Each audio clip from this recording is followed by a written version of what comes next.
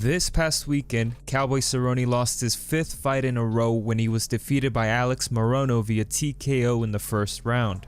Now this raises the question, is this it for Cowboy's career? Speaking post-fight to Brett Okamoto, Cowboy Cerrone says he will not retire and let his legacy end like this. He has to end it on a positive note. Here's a clip of what he said. Physically, how you feeling right now? Oh, heartbroken? Yeah. Yeah, for sure. I don't know, man.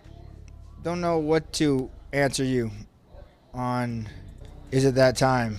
I don't know.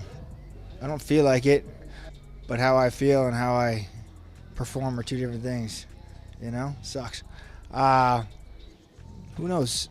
I want to go back to 55. Those boys at 70 hit hard. They're big boys, but like I said, no excuses, man. That kid came in, was ready. We did everything we did on our end, and he got the luck. Could this be it? Yeah. No, absolutely not. Yeah, no way. I'll never go out like this. Yeah. When it is time for it to be it, do you think that you'll know before the fight? You'll know that it's my final fight? I will. You will? 100% I'll know.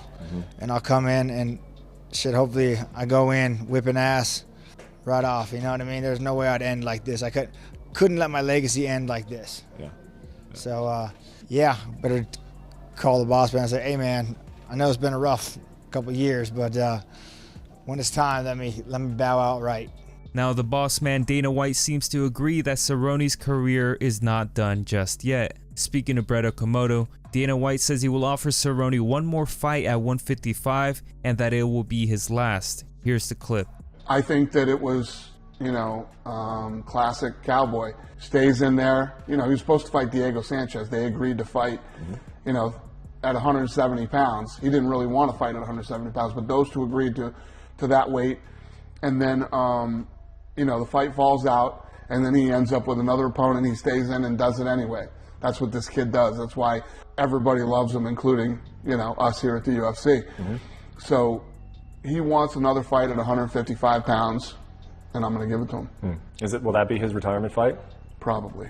Any idea who you would want to pair him with? I don't yet. A guy like Cowboy at the end of his career. What I like to do is let him take some time off, get ready for another camp, and then we'll figure out an opponent, and he can start cutting weight and training and doing his thing. Our next story comes from Daniel Cormier, who gave his thoughts on Cowboy's performance. Speaking on the DC and Helwani show, Daniel Cormier says the wear and tear from the wars Cerrone has been in back when he was younger has finally caught up to him, and he is paying the price at age 38. Here's the clip. Here's the issue. As he loses fights, and he starts to lose fights to guys that aren't necessarily the level of guys that he lost to prior, those questions will be asked. I thought Cowboy physically looked great. Cowboy's only 38 years old. There is a lot to be done at that age still, at least in my opinion, from my experiences. Here's the issue. For so long, he was lauded for anytime, any place, anywhere. He would fight 5-6 times a year. He would fight anyone. So as the clock starts to run out, the wear and tear is so much more apparent. But for all the reasons he was so highly regarded as a younger fighter, he has to pay for those things now as he gets older. So it's a fine line as an athlete to try to navigate your career without putting so much wear and tear and becoming this fan favorite that you cannot have a sustained career as you get older. There's no reason for him at 38 to be at this place yet, but I think it's all the things that he did earlier, man, that is ultimately costing him. So, God, but what an odd situation, right? Fighting Morono, a young, hungry guy, getting knocked out like that, he was going to be favored to beat Diego Sanchez. The whole narrative could be completely different if he fought Diego Sanchez last weekend. We wouldn't be asking if it's time for Cowboy to be done because he probably would have gotten his hand raised and we would have looked to the next thing for Cowboy. So it's just these small little places in your career dictate so much. Kevin Lee announced on Twitter that he is officially moving to the welterweight division. Here's what he said. I'm moving to 170 pounds for the foreseeable future. Oliveira can have the lightweights for now. We'll get that back later. Kevin Lee is 1-3 in his last 4 fights, and his most recent defeat was a submission loss to Charles Oliveira back in March 2020.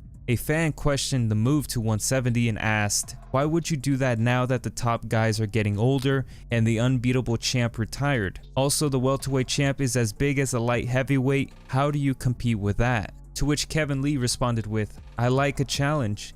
Even though I feel I deserve an Oliveira rematch, a lot of BS happened around that fight.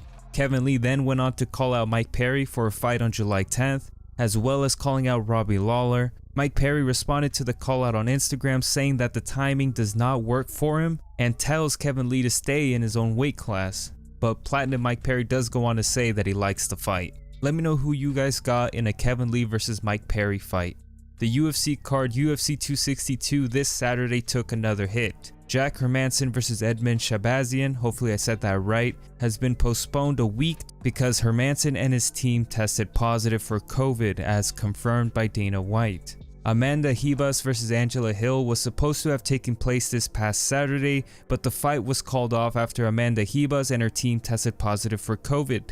The fight has been officially rescheduled for June 5th, which will be headlined by Jairzinho Rozenstruik versus Augusto Sakai. UFC welterweight Alan Juban announced his retirement from MMA on Instagram. Juban says injuries as well as getting older won't let him compete at his fullest, so he will now focus his time on being a broadcaster for the UFC. Our next story comes from Leon Edwards, who says Colby Covington getting another title shot before him is like a kick in the face.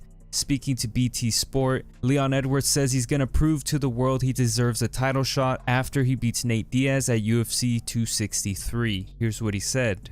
Just like a kick in the face, you know, to have a guy he's fought for the title like under a year ago and got knocked out for the title. And like he went out there and didn't get finished. He got finished for the title, you know, and to having to go fight like a person like Woodley that I think is over the hill. That when I fought Vincent Luque, Woodley did, and Vincent Luque stopped him. I beat Vincent Luque. Now they're saying Colby deserves a title shot when I've been here for years campaigning for the title shot, put the work in for the title shot. Like I said, this has been my 9th win in a row when I got there and beat Nate Diaz. You know, that's the third most in the history of the promotion. It's GSP at 12, Usman at 13. You know, I'm at number 9 after Nate. You know, so it's a frustrating thing, but I'm just focusing on Nate Diaz at the moment. I'll go out there, I'll put my best foot forward, I'll put him away, then I'll head towards that title shot. I'll go back to the UFC and see what they say after this performance, you know, but I truly believe I deserve it. I've proven that I deserve it. Kamaru finished Colby, he's finished Masvidal, he's finished Burns. He didn't finish me, he's nowhere near finishing me, you know, so let me go out there now and get what I've earned, you know what I mean, and let me show the world and that I'm number 1 and I've earned it, so I'm looking forward to it. Our final story comes from Alex Morono, who defeated Cowboy Cerrone this past weekend. Speaking to Fight Nation Radio, Morono says Cerrone should continue fighting and that the UFC should offer him a fight with another veteran of the sport. Here's the clip.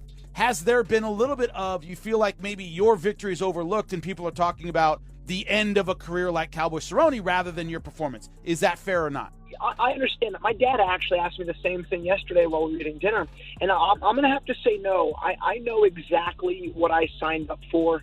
I know the spotlight was on him, just with him having the fight against Sanchez. I knew I was filling in. So like all of the pre-fight prep, all of the spotlights, all of the ads were about Cowboy. I was very thankful to get the opportunity, and again, I knew what I was getting myself into. Like, people didn't want me to lose, but they did want Cowboy to win. And again, I knew the sentiment, I knew the kind of the feeling of the community in general. And again, if anything, I agree with it. Like, I'm not unrealistic. If this was a full fight camp and that was this fight was billed for a long time, I would feel that way, but I don't. And then to go back to the start of your idea was, I do think Cowboy should and could still fight. He wanted to go down to 155, and so long as he's not getting a bunch of young, hungry, reckless fighters, I think if they give him some veteran, some guys also, near the last couple of chapters of their career, I think that'd be competitive and very fun. That about wraps up the video for today. Leave a like if you learned something new. But anyways, have a great day and peace.